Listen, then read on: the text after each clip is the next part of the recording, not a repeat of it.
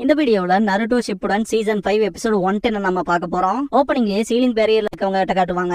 Eno என்னது இது எதிரியோட ஜுட்சுவான்னு பாப்பா. இது சாதாரண ஸ்லக் அப்படின்னு ஹினாட்டா. இது லேடி சுனாடே சவுண்ட் பண்ற கட்சுயூ அப்படின்னு சகுரா. ஈனோ ஹினாட்டா மன்னிப்பு கேட்பாங்க. எதுக்கு வந்தீங்கன்னு சகுரா கேப்பா. எங்களுக்கு ஹெல்ப் பண்ண வந்தீங்களா கட்சுயூ அப்படின்னு சொல்லி கேப்பா சீஜுனே. லேடி சுனாடே டெய்ல்டு பீஸ்ட சீல் பண்றக்கான அந்த சீலிங் ஜுட்சுவோட எஃபெக்டிவ்னஸ் எந்த அளவுக்கு இருக்குன்னு சொல்லி கன்சர்ன் பண்ணாங்க. உங்களுக்கு தேவைப்படுற சக்கராவை குடுக்கறக்காக தான் என்ன அனுப்பி விட்டுருக்காங்க. இது சீலிங் ஜுட்சுக்கு ஹெல்ப்ஃபுல்லா இருக்கும் அப்படின்பாங்க. இது பெரிய ஹெல்ப் அப்படின்பா சீஜுனே. அப்படின்னா நான் டிஸ்ட்ரிபியூட் பண்ண ஆரம்பிக்கிறேன் அப்படிங்கும் கட்சுயூ. சீஜுனே பண்ணுங்க அப்படிங்கவும் சரின்ட்டு சக்கராவை மீட் பண்ணும். இத பார்த்த ரிஞ்சி செம்ம கடுப்பாவா சுனாடே மேல.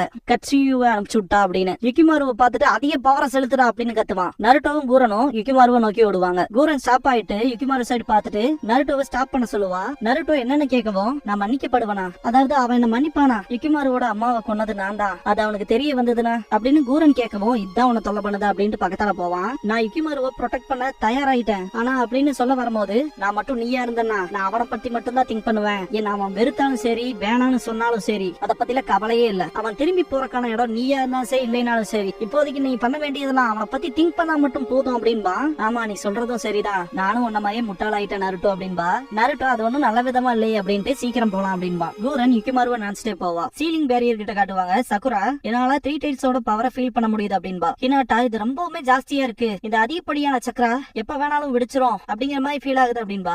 ஏனோ எந்த அளவுக்கா, கட்சியு மட்டும் இல்லாம என் பவர்ல நான் நடக்கவே நடக்காது அப்படின்பா. 3 டைல்ஸ் மட்டும் ஒரோச்சிமாருக்கோ இல்ல அகாட்சுக்கு கைக்கும் மாட்டுச்சுன்னா ஹிடன் லீஃப்க்கு பெரிய பிரச்சனை. ஆனா இப்போ 3 டைல்ஸ் நம்ம கையில இருக்கு. லீஃப் வில்லேஜ் சேர்ந்த நம்மளோட காம்ரேட்ஸ இந்த பவர் கிட்ட இருந்து காப்பாத்த போற பர்சன்ஸ் நம்ம மட்டும் தான் அப்படின்பாங்க சீஜுனே. மற்றவங்களா சரி அப்படின்பாங்க.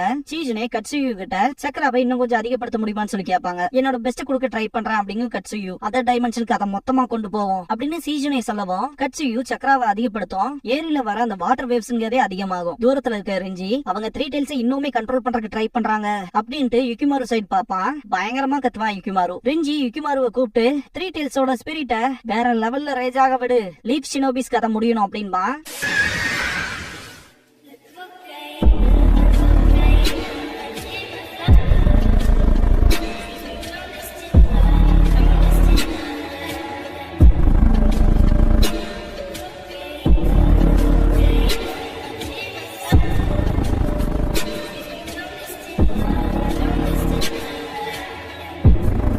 ஓப்பனிங் சாங் முடிஞ்சதுக்கு அப்புறமா மெமரி ஆஃப் கில்ட் அப்படிங்கிற இந்த எபிசோடோட டைட்டில் போட்டு ஸ்டார்ட் பண்றாங்க.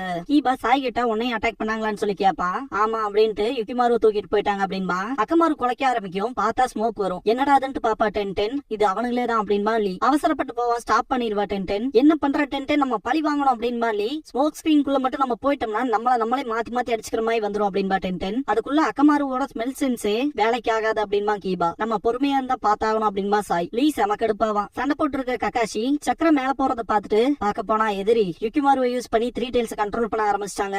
இப்படியே போச்சுன்னா சீஜுனேவோட சீலிங் டீமுக்கு தான் ஆபத்து. ரொம்ப மோசமான சிச்சுவேஷன்ல மாட்டிக்கிட்டேன். எல்லா கிளவுன்ஸோடவும் சண்டை போடுறதுங்கிறது நடக்காத காரியம் அப்படின்ட்டு பாக்கும்போது கிகிரி எக்ஸ்ப்ளோடிங் ஃபிளேம் ஷாட் பண்ணுவான். நல்லதுக்கே இல்ல அப்படின்ட்டு டாச் பண்ணிட்டே என்னால எல்லாத்தையுமே டாச் பண்ண முடியல அப்படின்ட்டு ககாஷி நிக்கும் போது கூட அட்டாக் நடந்துகிட்டே தான் இருக்கும். அந்த ஃபயர் பட்டு ககாஷி துடிப்பாரு. நேரம் வந்துருச்சு அப்படின்ட்டு பைண்டிங் ஸ்மோக் பிரசன்ட் பண்ணுவான் கிகிரி. அவனோட க்ளோன்ஸ் அப்படியே ஸ்மோக்கா மாறி ககாஷி அது ரொம்பவுமே டைட்டா இருக்க ஆரம்பிக்கும். எல்லா ஸ்மோக் க்ளோன்ஸுமே போகும். கிகிரி ககாஷி பக்கத்துல வந்துட்டு ரொம்பவுமே ஃபேமஸான லீஃப சேர்ந்த ககாஷி என்கிட்ட இப்படி தோத்து போயிட்டான். இத்தனை நாள் நான் சர்வைவ் ஆயிருந்ததுக்கு ஒரு காரணம் இருக்கு அப்படின்பா. திடீர்னு பார்த்தா அது மறைஞ்சிரும். க்ளோனா இருக்கும். பார்த்தா பின்னாடி இருப்பாரு.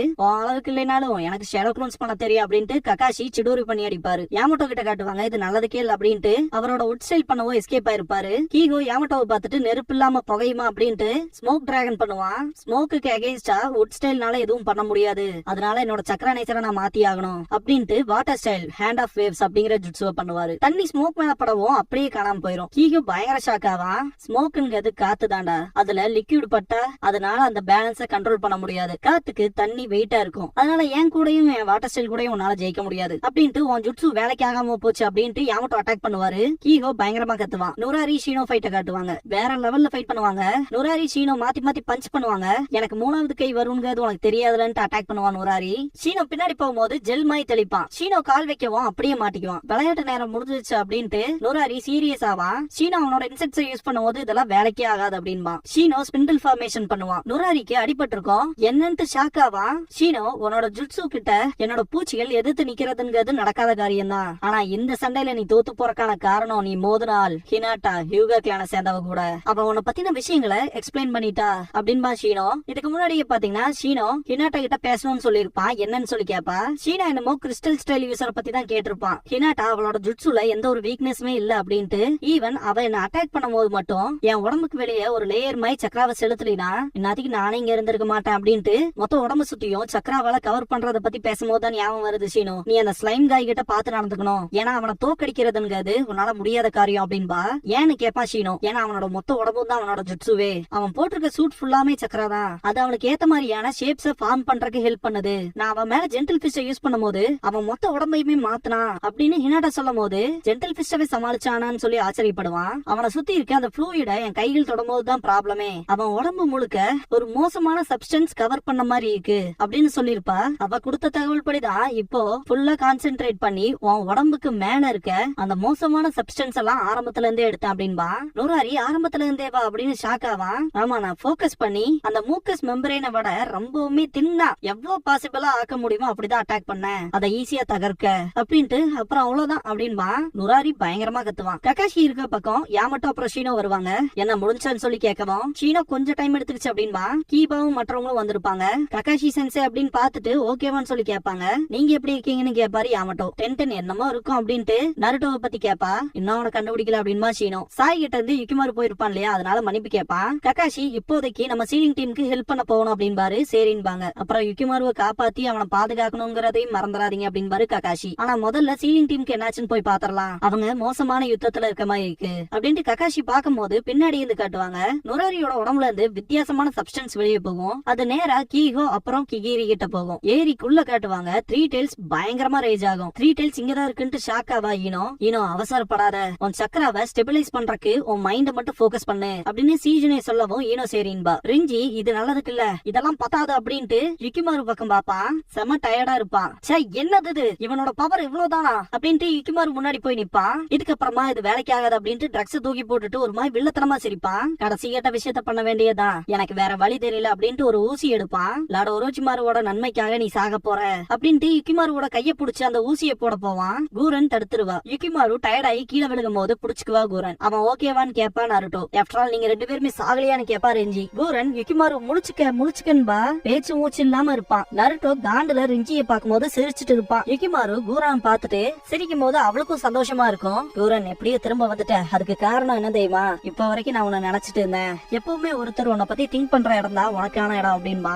ஆமான்பா கூரன், நீ என்னை பத்தி திங்க் பண்ணிட்டு இருந்தனாலதான் என்னால உன்னை பாக்க திரும்ப வர முடிஞ்சது அப்படின்னு கூரன் சொல்லுவான். ஆமான்பா, நான் அந்த த்ரீ டெயில்ஸ்குள்ள வேற டைமென்ஷன்ல மாட்டி இருந்தப்ப நானும் உன்னை பத்தி தான் நினைச்சுக்கிட்டு இருந்தேன். அதனாலதான் நீயும் எனக்கு கிடைச்ச அப்படின்பா கூரன். சந்தோஷமா இருக்கு, நான் வீட்டுக்கு வந்துட்டேன். நீதான் என் வீடு கூரன். நான் திரும்பி வந்தா சந்தோஷமா ஏத்துக்கிறக்கான இடமே நீதான் அப்படின்பா. ரிஞ்சி சிரிப்பான். நருட்டோ ஷாக் ஆவான். எப்படி பார்த்தாலும் நீ கூரன் கிட்ட தான் வந்தாகணும், ஏன்னா உன் அம்மா தான் உயிரோட இல்ல அப்படின்னு ரிஞ்சி சொல்லும் போதே நருட்டோ வாய மூடு அப்படின்பா.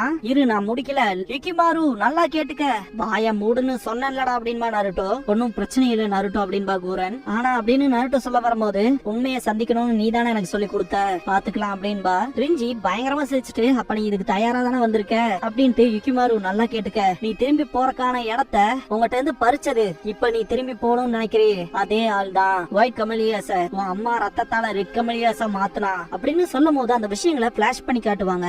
உன் அம்மாவை கொன்னது கூரன், அவ பாக்கதா இப்படி, ஆனா அவ மிருகம். உன் அம்மாவை கொன்னங்கிற உண்மையை கூட மறைச்சிட்டா. எதுக்கு? உன் கூட நெருங்கி உன்னை யூஸ் பண்ணிக்கிறக்காக.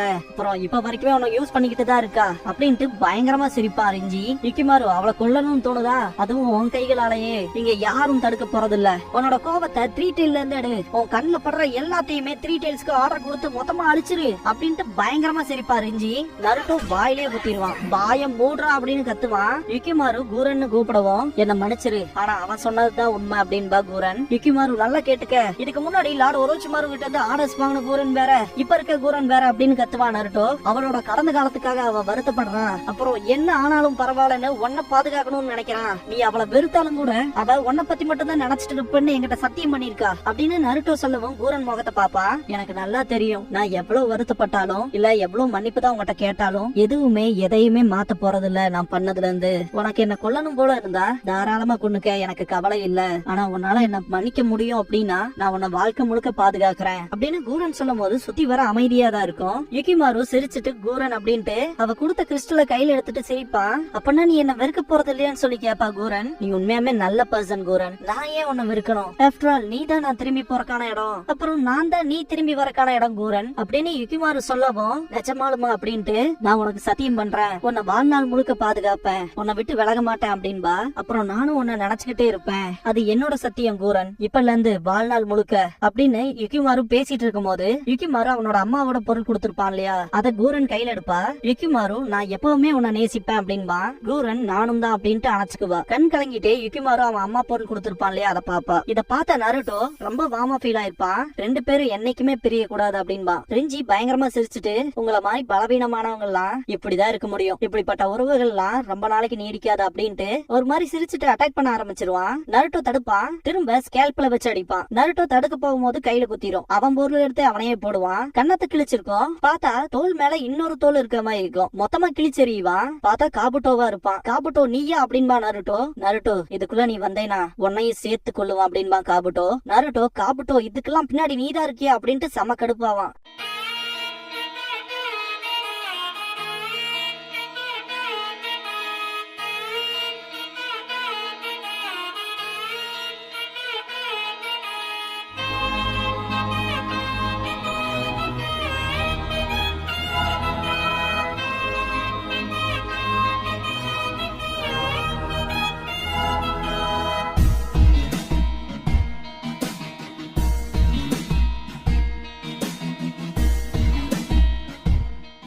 க்ளோசிங் சாங் முடிஞ்சதுக்கு அப்புறமா ஷேட்டர்ட் ப்ராமிஸ் அப்படிங்கிற எபிசோட தான் நம்ம அடுத்து பார்க்க போறோம் அப்படின்பா நருட்டோ. இதுக்கு அப்புறமா இச்சிரோக்கு ராமன் ஷாப்ல காட்டுவாங்க. நருட்டோ முகத்தை முழுச யாராவது பாத்திருக்கீங்களான்னு சொல்லி கேட்பான். சக்குரா சொல்ல போனா கீபா பாத்திருப்பான் அப்படின்பா. இல்ல நான் ஒரு தடவை கூட பார்த்தது இல்ல, அத பத்தி எனக்கு கவலையும் இல்ல அப்படின்ட்டு கீபா ஹினாட்டா கிட்ட கேட்பான். நானும் பார்த்தது இல்ல அப்படின்பா. யாருமே அவன் முகத்தை முழுசா பார்த்தது இல்லைன்னு சொல்லும் போதுதான் எனக்கு ஆர்வமே அதிகமாகுது அப்படின்ட்டு நருட்டோ கத்துவான். சக்குரா சாஸ்கே மாதிரி ஹேண்ட்ஸமா இருப்பானோன்னு சொல்லுவா. கண்கள் மட்டும் மாறும். அப்படி என்ன சாஸ்கே ககாஷி மாதிரி இருந்தா அப்படின்பா கீபா. பைத்தியகாரமா இருப்பான் அப்படின்னு சக்குரா சொல்லவும் ஆமான்பா நருட்டோ. ஒருவேளை லீ மாதிரி இருந்தா அப்படின்பா ஹினாட்டா. என்ன புஷி ப்ரோவா அப்படின்பா நருட்டோ. ரொம்ப திக்கா இருக்கும் அப்படின்பா சக்குரா. இதே செக்ஸி டைப்பா இருந்தா அது எப்படி இருக்கும் அப்படின்னு திங்க் பண்ணி பார்த்துட்டு 4 பேருமே சிரிப்பாங்க. ஷீனோவே நடத்துக்கு வந்திருப்பான். எல்லாருமே சமாளிக்கிற மாதிரி பண்ணுவாங்க. எல்லாத்துக்கும் அவ்வளவு விருப்பம் இருந்தா அப்படின்ட்டு அவனோட கண்ணாடியை ஓபன் பண்ணுவான். ஏகப்பட்ட இன்செக்ட்ஸ் வரும். எல்லாருமே கத்த ஆரம்பிச்சிருவாங்க, இங்க என்னடா பண்ற அப்படின்னு. இதோட இந்த எபிசோட் முடியுது.